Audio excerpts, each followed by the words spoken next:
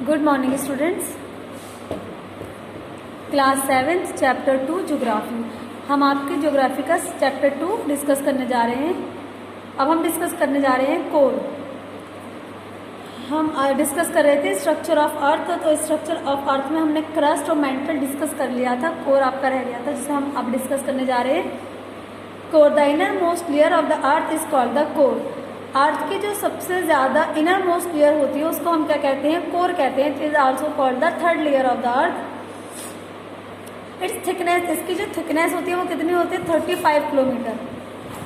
ये मैंने पहले भी आपसे लास्ट वीडियो में भी यही कहा था, आज फिर कह रही हूँ कि आपको ये जो उनकी थिकनेस है, ये सारे छोटे छोटे इनका टेम्परेचर वगैरह है, कौन सी लेयर में कौन से मेटल पाए जाते हैं, तो वो सब आप कौन सी लेयर किससे मिलकर बनी है, सब आप वर्बली याद कर लीजिएगा।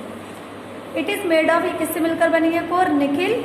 निकिल का जो केमिकल सिंबल होता है Ni, आयरन का होता है Fe, ये भी आपको पता होना चाहिए, इसलिए हम इसको कहते हैं knife. Its density is about 11 G पर cc। इसकी जो डेंसिटी होती है 11 G पर cc का मतलब होता है ग्राम पर cubic centimetre. The core is divided into outer core.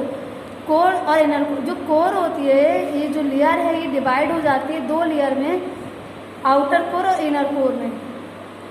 The outer core has a temperature, outer core का जो टेम्परेचर होता है वो 37 डिग्री सेल्सियस और and is in A मॉल्टन state. ये किस हालत में पाई जाती है? यानी कि यहाँ पे जो भी मिनरल्स पाए जाते हैं, मेटल्स पाए जाते हैं, वो एकदम पिघली हुई स्टेट में पाए जाते हैं, क्योंकि यहाँ पे टेम्परेचर बहुत ज़्यादा हाई होता है। The inner core has a temperature of about 50,000 degree Celsius. Inner core का जो टेम्परेचर होता है वो लगभग कितना होता है? 5,000 degree Celsius. But is still in a solid state, लेकिन फिर भी ये सॉलिड स्टेट में पाई जाती है। क्यों? This is because of extreme pressure, क्योंकि यहाँ पर प्रेशर बहुत ज़्यादा होता है। Exerted by the weight of the rock, rocks का जो वेट, जो रॉक्स के वेट की वजह से रॉक्स का प्रेशर इतना ज़्यादा होता है कि जो इस एक्स्ट्रा प्रेशर की वजह से इस जगह पर जो भी स्टेट है, जो भी सॉलिड, तो वो सॉलिड पाई जाती है। यानी कि यहाँ पर रॉक्स के वज़न की वजह से जो प्रेशर बढ़ता है तो वो मॉल्टन मेटल्स को क्या करता है? सॉलिड फॉर्म में कन्वर्ट कर देता है। Okay, that lie above it. तो इसलिए यहाँ पर जो हालत पाई जाती है वो सॉलिड होती है। नेक्स्ट टॉपिक है हमारा बेटा rock and minerals. Rock and minerals are naturally occurring in organic substance found in the earth crust. Rock and minerals क्या होते हैं? मिनरल्स जो होते हैं ये वो सब्सटेंस होते हैं जो प्राकृतिक तौर पर यानी कि नेचुरल तौर पर पाए जाते हैं। ये इनऑर्गेनिक सब्सटेंस होते हैं, अर्थ में अब पे पाए जाते हैं। तो अर्थ की कौन सी लेयर पे पाए जाते हैं? ये क्रस्ट पे पाए जाते हैं। दे कंटेन अ सिंगल और अ कॉम्बिनेशन ऑफ एलिमेंट। जो मिनरल्स होते हैं इसमें क्या होता है? या तो कोई एक सिंगल एलिमेंट होता है या कई सारे एलिमेंट के कॉम्बिनेशन से ये बनते हैं। They have a definite chemical composition, इनकी एक अपनी डेफिनेट केमिकल कंपोजिशन होती है। हर एक मिनरल की अपनी कुछ केमिकल या फिजिकल, जिनको हम फिजिकल प्रॉपर्टीज़ कहते हैं, प्रॉपर्टीज़ पाई जाती हैं। दे में भी मेटेलिक, कुछ मिनरल्स मेटेलिक होते हैं। मेटेलिक मिनरल कौन कौन से होते हैं? जैसे कि आयरन है, कॉपर है।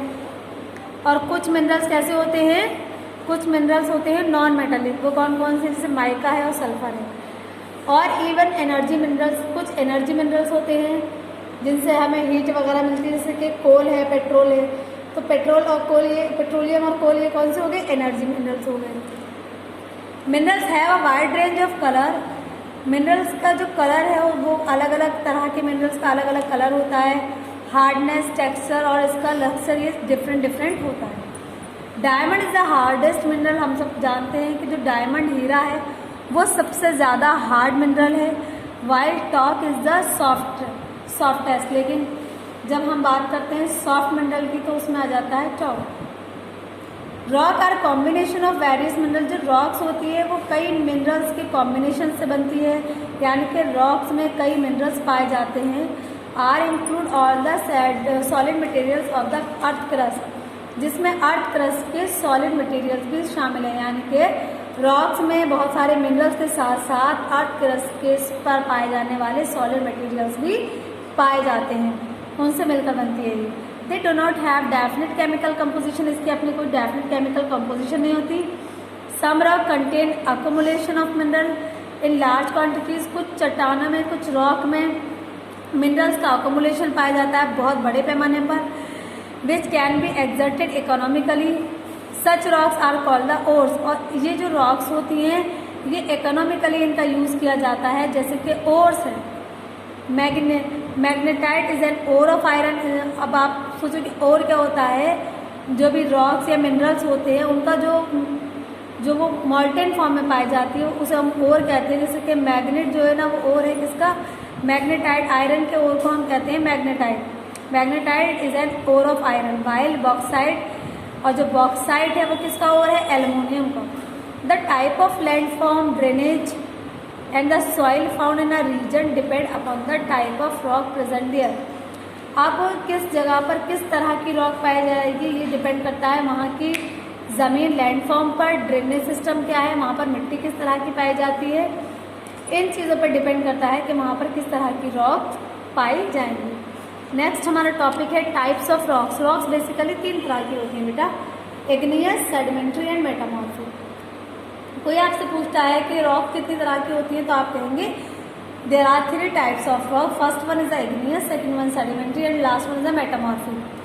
हम बात कर लेते हैं इग्नियस रॉक्स की। The term igneous is drive from the Latin word ignis meaning fire. जो इग्नियस जो टर्म है इसको लिया गया है लैटिन वर्ड से लिया गया है। लैटिन वर्ड कौन सा, इग्निस, जिसका मतलब है फायर, आग। The interior of the earth contain very hot molten material called magma.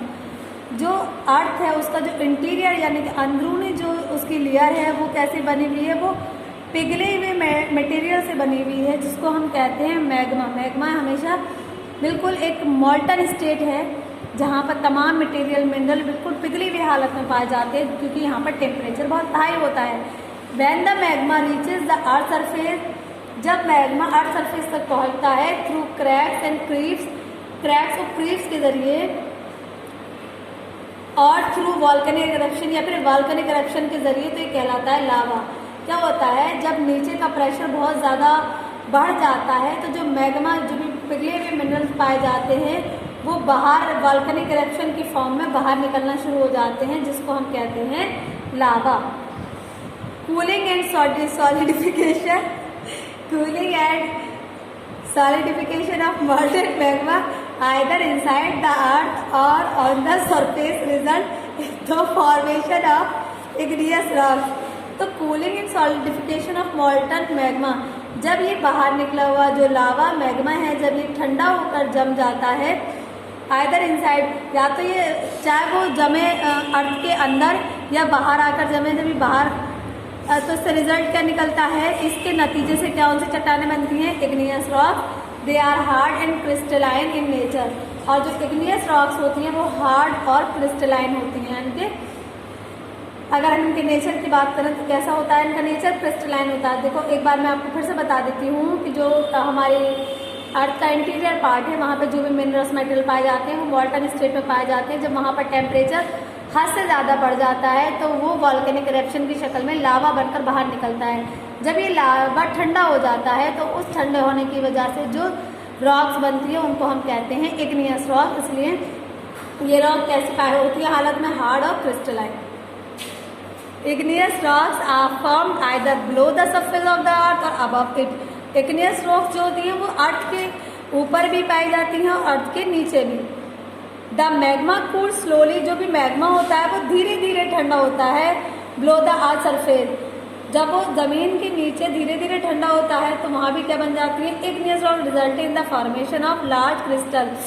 तो वो जब धीरे धीरे ठंडा होता है तो ठंडा होने के बाद क्या बनते हैं, क्रिस्टल्स बनते हैं।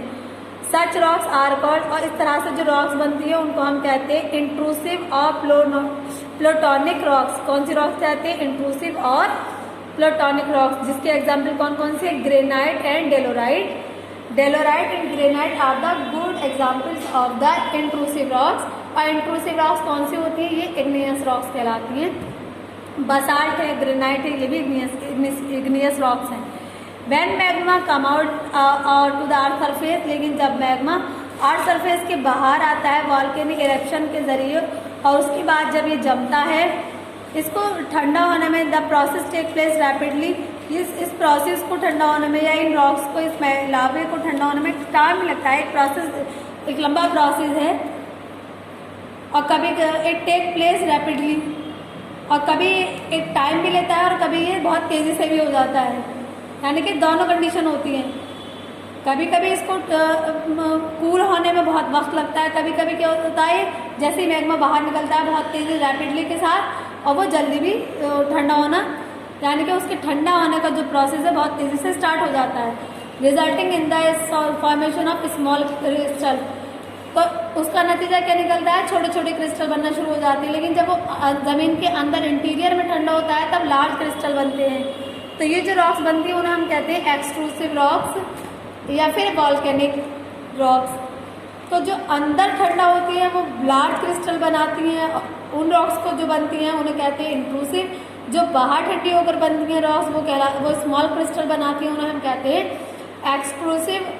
एक्सट्रूसिव और वॉल्केनिक रॉक। अब एक्सट्रूसिव और वॉल्केनिक रॉक की एग्जाम्पल क्या है, बसाल्ट एंड ऑब्सीडियन।